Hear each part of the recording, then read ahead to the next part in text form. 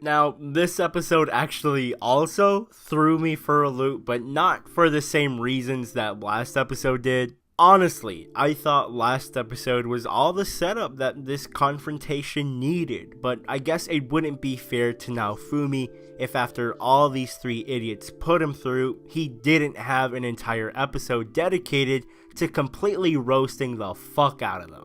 It was about halfway through the episode, or about 2 to 3 manga charge-ups by the priest while the cardinal heroes were discussing who the fuck holds the most blame for them being in their current sticky situation, for me to realize that this was a recap / mostly filler episode, sort of.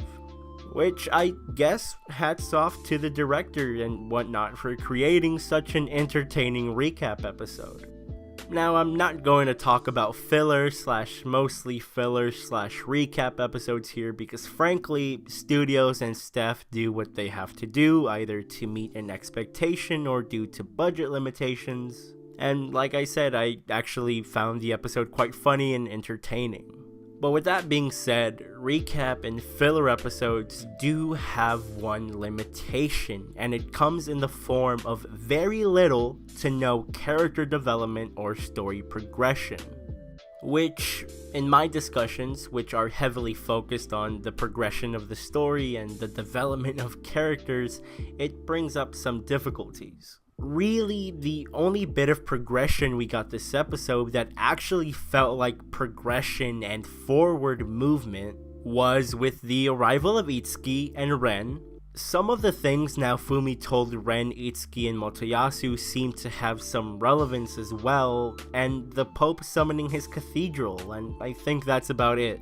Discussion aside, I'm actually quite curious to see how these events transpired in the manga / light novel. Like, I really doubt that they actually flash back to the events that Naofumi is referring to, and actually flashing back to those events was a staff decision in order to consume time. Because honestly, by now, the audience should be well aware of all the shit these three have made Naofumi go through just by bringing it up. Which is why I won't necessarily be critiquing the fact that Naofumi decides to really go off on these guys in the most inconvenient situation. And you know, even if things did go down exactly like this in the source material, I don't really place too much importance on those types of things. But regardless of that and the lack of actual story progression, I think there was an actual mark or goal that this episode was trying to hit, and it hit that mark with the important dialogue. The important dialogue in this case being Naofumi's statements, of which there's only a couple because there's also the dialogue that Naofumi has as he's reminding the heroes of their previous actions. But those bits of dialogue serve to support the aforementioned important dialogue, if that makes sense. I think out of the main three things I mentioned that drove this episode forward, the most important, and therefore the goal, was to capture Naofumi's pent-up resentment for the other three heroes. It's infuriating, because now that their lives actually depend on it, Itsuki, Ren, and Motoyasu are open to working together. But when it's dependent on lives that aren't theirs and lives that belong to what are seemingly NPCs, they don't care about establishing a united front to defeat a big boss. They don't care about the consequences their actions have. They only want to establish this united front when it's beneficial to them, and that's what ticks Naofumi off more than anything. I mean, when you look at it like that, no wonder Naofumi is pissed. Plus, he also has the rage shield out, which doesn't help him keep his cool. It also doesn't help that throughout the episode, as Naofumi is telling each hero how they each individually fuck up and how each one of them managed to bring ruin to a village, it doesn't seem to stick.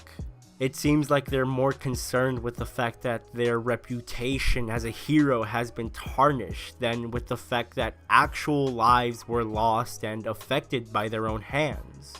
Though I am aware of the fact that them being stagnant characters could also be due to the fact that this was more of a fillery episode. I mentioned a while ago how, yes, the situation that Naofumi found himself in from the moment he was summoned to this world was, for lack of a better word, unfortunate. But it's that misfortune that has given him the fortune, if you will, of being the hero that is the most in touch with this world and its people. And I'm sure that at the moment things seem, again, for lack of a better word, rough. But I'm as sure that the devotion Naofumi has either consciously or subconsciously shown to this world and its people will one day pay off and have its benefits.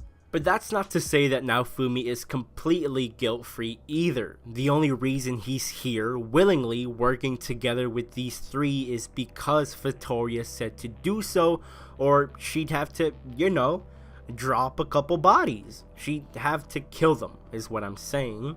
And honestly, that's not the most sincere motivation for a hero either.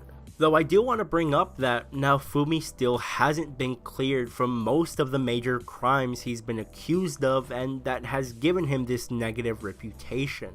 So the likes of Motoyasu, Ren, and Itsuki are willing to cooperate with Naofumi despite still maybe not having complete faith and trust in him yet. And although it is possible that, as we've mentioned before, the trust that has been given to Naofumi has been given to him for all the wrong reasons, it's a step, and hopefully sometime soon more steps can be taken in that same direction.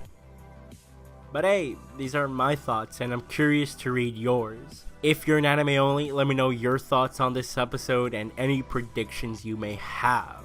How will things go down next episode? Will the Pope dominate, or will the cardinal heroes work together and prevail? Will the Queen arrive before the battle ends? And if not, how will she affect it? And if you're a manga/light novel reader, let me know how you felt Kinema Citrus adapted this episode, or not, and feel free to start a discussion on anything I forgot to mention. Please like the video if you enjoyed it, it helps the channel out a lot. Also, feel free to follow me on Twitter, to subscribe to my YouTube channel, and to hit that bell. That way you don't miss a video and can continue watching The Rising of the Shield Hero and many other series with me. And with that being said, I hope you have a great rest of your day, and I'll see you all soon. Bye bye.